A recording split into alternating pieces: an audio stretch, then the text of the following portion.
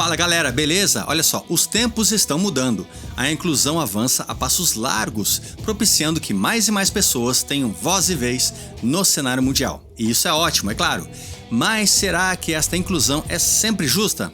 Uma questão que vem ganhando cada vez mais notoriedade, gerando polêmica e abrindo discussões acaloradas pelo Brasil e pelo mundo é sobre o aumento das atletas trans nos esportes femininos. Cada vez mais atletas trans competem entre as mulheres e cada vez mais atletas trans estão ganhando competições, batendo recordes e acumulando medalhas no peito. Nós investigamos este assunto polêmico e respondemos agora neste vídeo as seguintes questões.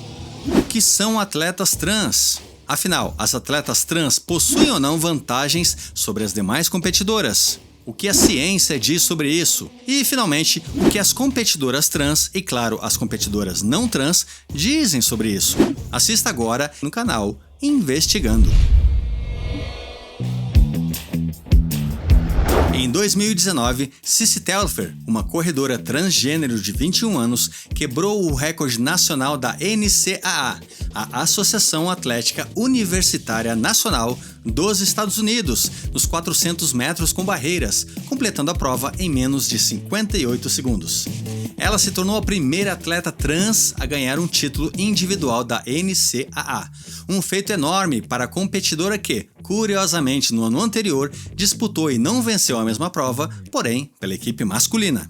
Na verdade, enquanto homem, Cissy Telfer não conquistou nenhum título importante no atletismo. Após se identificar como trans e realizar um tratamento hormonal, Cissy Telfer ganhou a permissão para competir na categoria feminina. Mas se um atleta que nunca ganhou nada sendo homem conseguiu vencer sendo mulher, o que dizer de alguém que competiu e ganhou como homem e também como mulher? Este é o caso da surfista Sasha Jane, que conquistou um famoso título australiano de surf como mulher em 2022, título que ela já havia conquistado anteriormente, porém na categoria masculina, enquanto era homem lá em 2019, 3 anos antes. O que não pode mesmo é você assistir esse vídeo e não deixar um like e fazer ao menos um comentário, só isso, pois isso ajudará o canal a continuar existindo. Então, seja legal, ajude o canal. Caso você não saiba, uma pessoa trans é alguém que não se identifica com o sexo biológico ao qual ela nasceu. Por exemplo, uma pessoa nasce biologicamente como homem, cresce como homem, desenvolve músculos e hormônios masculinos durante a sua juventude,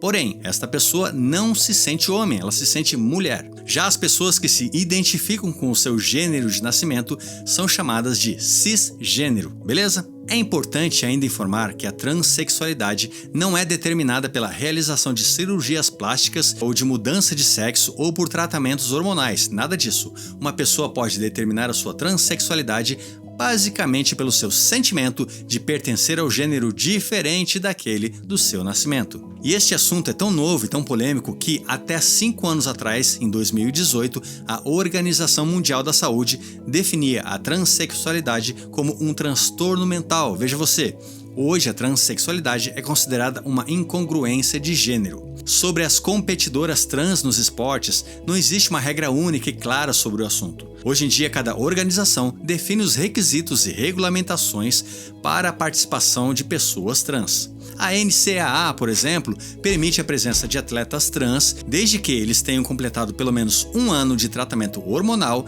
e estejam dentro de certos índices de testosterona no corpo. Mas será que só isso é suficiente? Menos de 2 anos depois, em 2021, Telfer foi excluída da equipe pré-olímpica dos Estados Unidos, veja você, por não conseguir provar para a Federação Americana que os seus níveis de testosterona estavam dentro do limite aceitável. No final do vídeo eu te conto como evoluiu esta questão nos dias atuais. Fica até lá, beleza?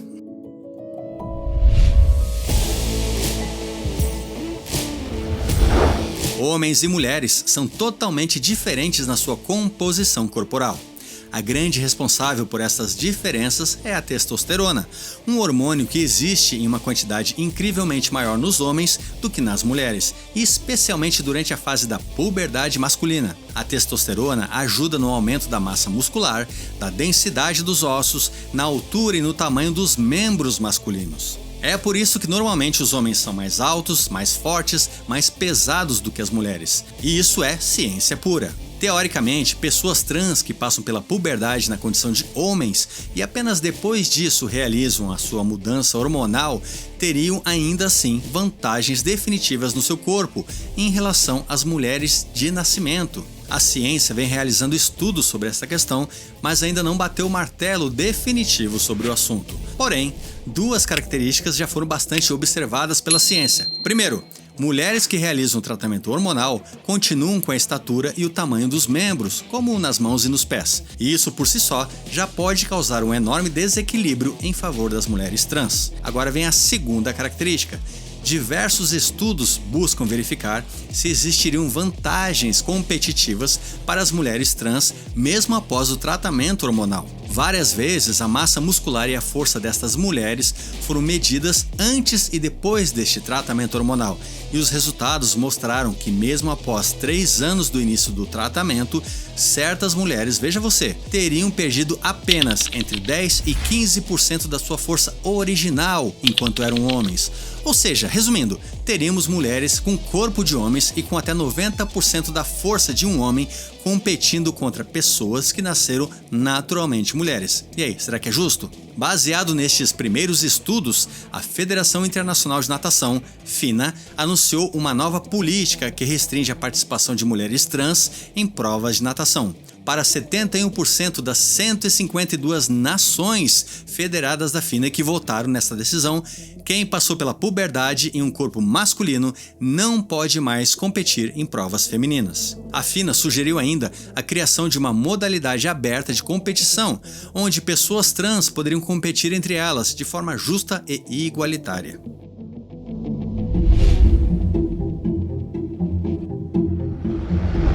É aqui que começa a discussão para valer. Como era de se esperar, as atletas trans dizem que quem é contra a participação delas nos torneios femininos, na verdade, é extremamente preconceituoso. Já as atletas femininas dizem que a questão não tem nada a ver com preconceito, é óbvio, e sim com a justiça no esporte. Olhem, por exemplo, este vídeo, onde uma mulher trans, chamada de Lia Thomas, vence um torneio de natação feminino da NCAA nos Estados Unidos.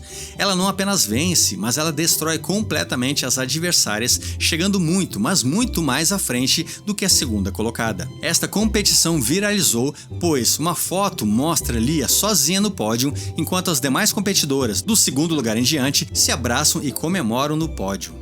Além disso, também existem alguns registros em sites de notícias e em fóruns como o Reddit que mostram que Lia chegou mesmo a ser vaiada quando foi anunciada como a vencedora. Já a competidora que ficou em segundo lugar recebeu calorosos aplausos do público.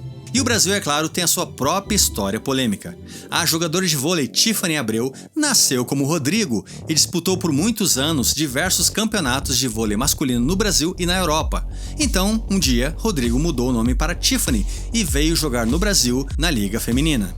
Rapidamente, Tiffany se tornou um sucesso no esporte nacional, pontuando mais do que a jogadora da seleção brasileira Tandara. A própria Tandara, bem como Ana Paula, que também já jogou pela seleção brasileira, e o jogador vencedor do ouro olímpico Giba, já se pronunciaram dizendo que não é justo uma pessoa que passou pela puberdade como homem e que já competiu como homem, agora competir entre as mulheres. O portal de notícias tendenciosas UOL classificou a opinião do ex-jogador Giba como homofóbicas, mas não é o que pensam os internautas que assistiram à entrevista.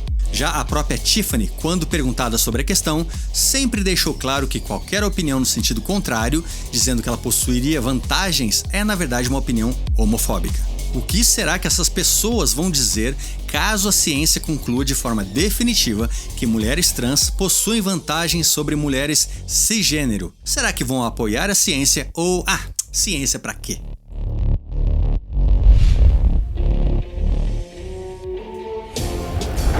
Enquanto isso, algumas atletas cisgênero estão se posicionando contra as atletas trans ou até mesmo desistindo de competir, veja você. A campeã nacional americana de ciclocross, Hannah Arensman, declarou que desistiu da sua carreira depois de perder um torneio para uma competidora trans chamada de Tiffany Thomas. Ela disse que a sua irmã e a sua família choraram ao ver um homem terminando a prova na sua frente. Já uma escola cristã em Vermont, nos Estados Unidos, decidiu que o seu time feminino de basquete não iria entrar em quadra contra um adversário que tinha na equipe uma jogadora trans. Segundo a diretora da escola, o jogo seria injusto e fisicamente perigoso para as alunas, pois elas estariam jogando contra um homem. E o que aconteceu? Bom, a escola não apenas perdeu a partida, como também foi banida dos futuros torneios da cidade. Uma coisa é certa, este assunto ainda terá muita discussão pela frente, enquanto a ciência não se define se mulheres trans possuem ou não vantagens nos esportes femininos.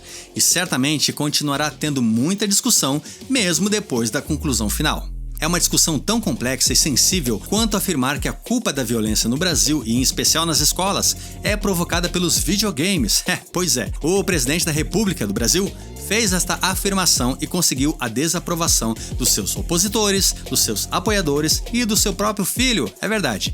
Mas os videogames são apenas a bola da vez. Por séculos e séculos, a humanidade e, em especial, os políticos tentaram colocar a culpa dos problemas da sociedade em alguma coisa simples, como a música, como o rock and roll, ou mesmo nas revistas em quadrinhos. Esta história você assiste agora, clicando aí na sua tela. Muito obrigado pela sua paciência e eu te vejo em um novo vídeo do canal Investigando.